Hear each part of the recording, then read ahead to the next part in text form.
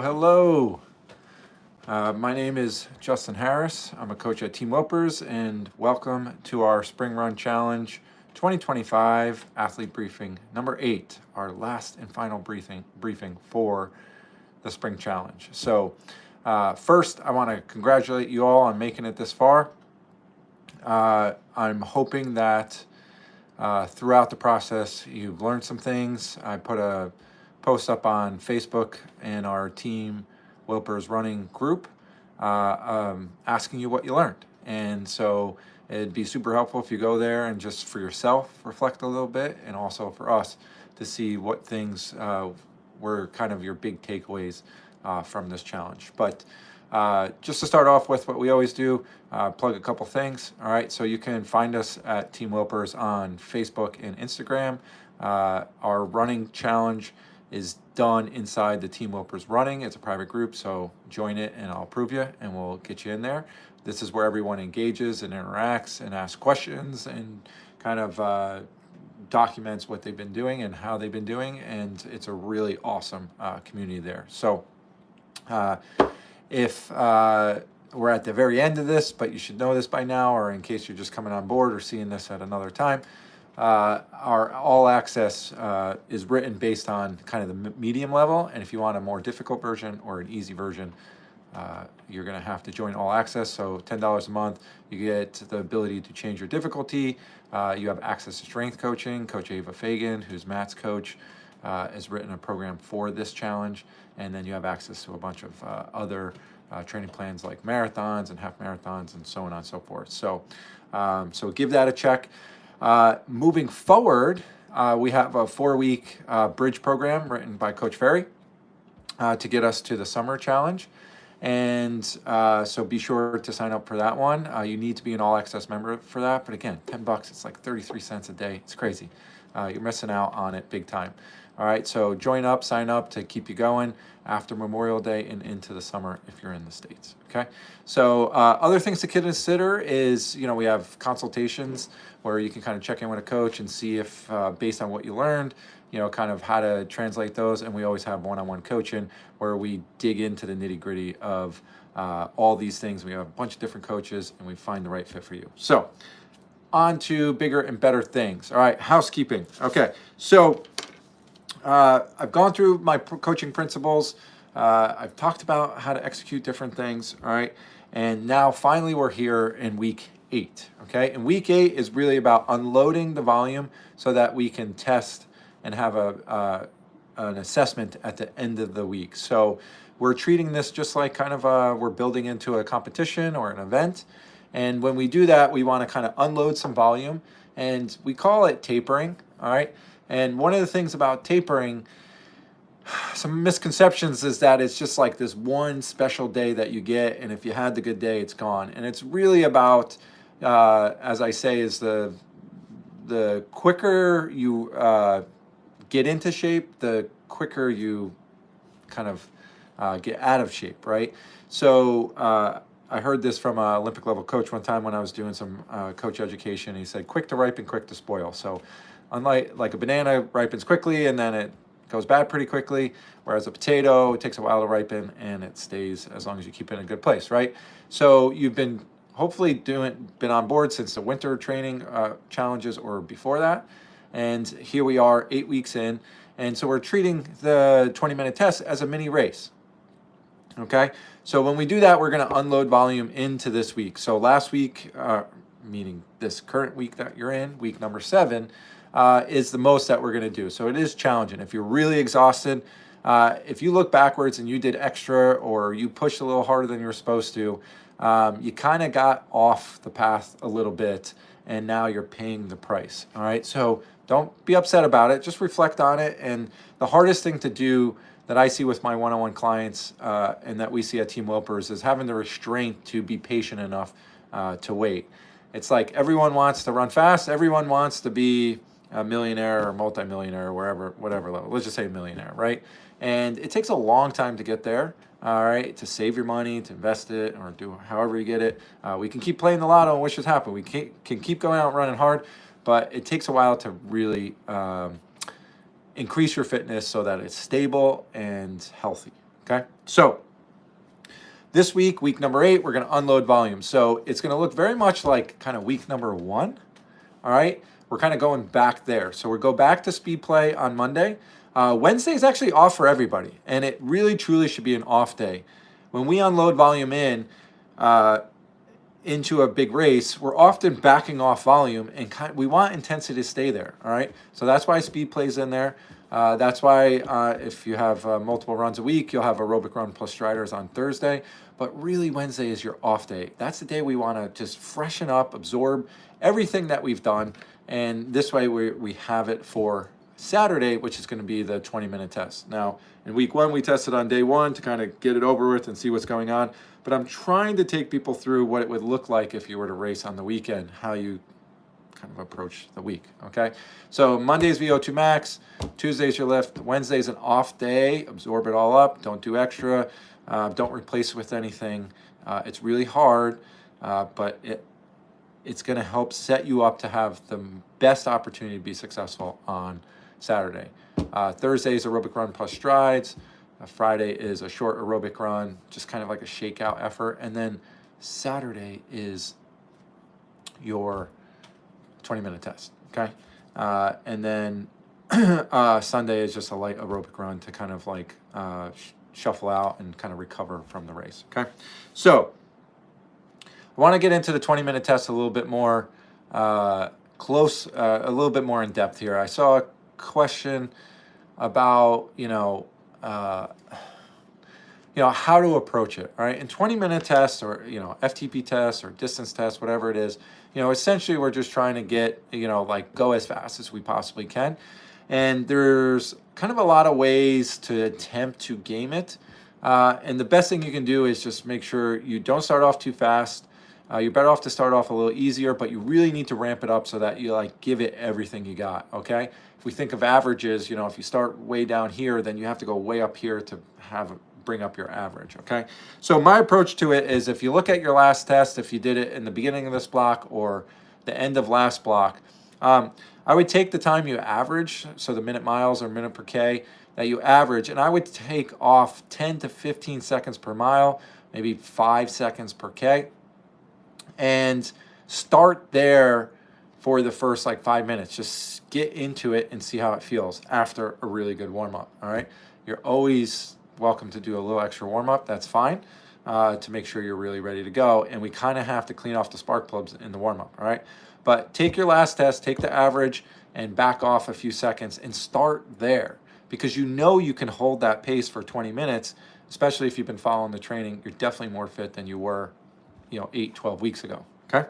So start there, and then the reason why I had the progression run in here 7 times is so that we really learn how to have the conversation in our heads of hey, this is really challenging. Hey, this is difficult. This is uncomfortable, but is it manageable? Or is it just really uncomfortable and I'm on a suicide mission? For 7 weeks, you ask those questions, right? And it is a challenging session because you're having that discussion in your head. A lot of us have music in our ears or a Peloton class, always positivity and chatting with you. But the reality is that our brains are trying to get us to do the least amount possible, right? Hey, Justin, do you really need to go this fast? Are we going to make it to the end? That conversation is normal and it happens all the time. The best athletes either sing a song in their head or they try to distract themselves in some way, right? Again, music and different stuff like that, but you have to be able to have that conversation, and you guys have done it for 7 weeks, okay? Someone asked if do you start at threshold pace? Your threshold pace is technically a pace, if you were to race all out, that you can average for 45 to theoretically 60 minutes, but let's say 45 to 50 minutes. So you absolutely can start there and then really progress it from there.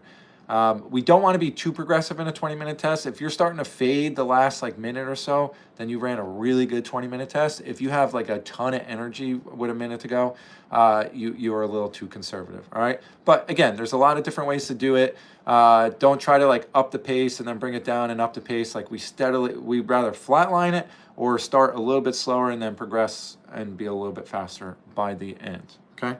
So So yeah, so that's the 20-minute test. It's going to be on Saturday. It really should be on Saturday. If you got to move it, you got to move it. But I'm trying to set it up so that we unload some volume, all right? Because week 7 is pretty heavy all the way through. It's your longest long run. It's the longest everything, okay?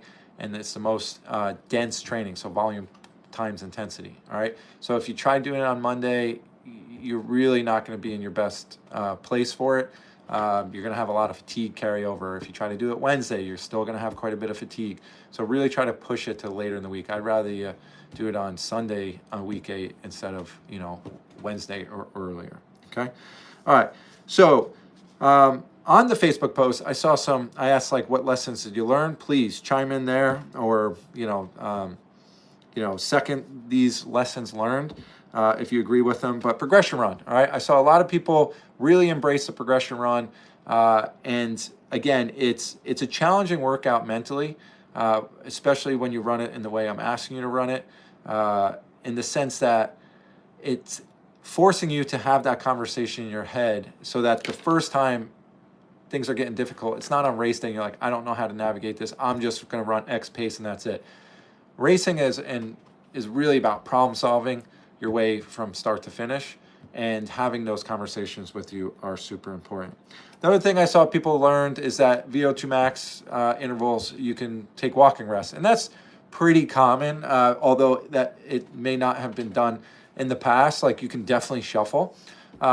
I just remember, when I was doing track workouts in high school and college and whatever, like if we were doing quarter repeats or 800 repeats or 1,000 repeats or 200 repeats, you'd run the intervals. Some people would jog, they liked it, but I liked just getting my heart rate down, trying to recover as much as possible so that I can ensure that the velocity of each rep was there and that I had the energy to really push on VO2 max days.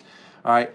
As I said I think I commented on someone this week on the Facebook group, is, it's on VO2 max days, I'd much rather people go faster than to do more reps. All right. So it's velocity at oxygen maximal uptake, O2 max, VO2 max. So the key part to me in that is the V, the velocity. So whatever it takes to go faster is better than just to like do more. All right. Time and time again, I'll tell you guys, just doing more, it's not training smarter. All right. By any means. You need to have intention in what you're doing and going from there. And I'm not calling just one single person out. I've seen this time and time again, even with my own clients, one-on-one clients. So it's natural, it's normal, it happens, but we don't have the right mindset when we're doing extra than plans. So another thing I saw was like people appreciated and liked the pacing and finishing strong, right? So the flat long run was that ability to do that. The progression runs, to ease in things so that you have the capacity to finish strong, which is the negative split and is the best way to run and to be an endurance athlete. It feels better. You're able to, run and perform better. Another thing I saw is like hills, and I've been asked this question a couple times at Team Wilpers, like, you come to a hill, like I should attack it. And it's like, it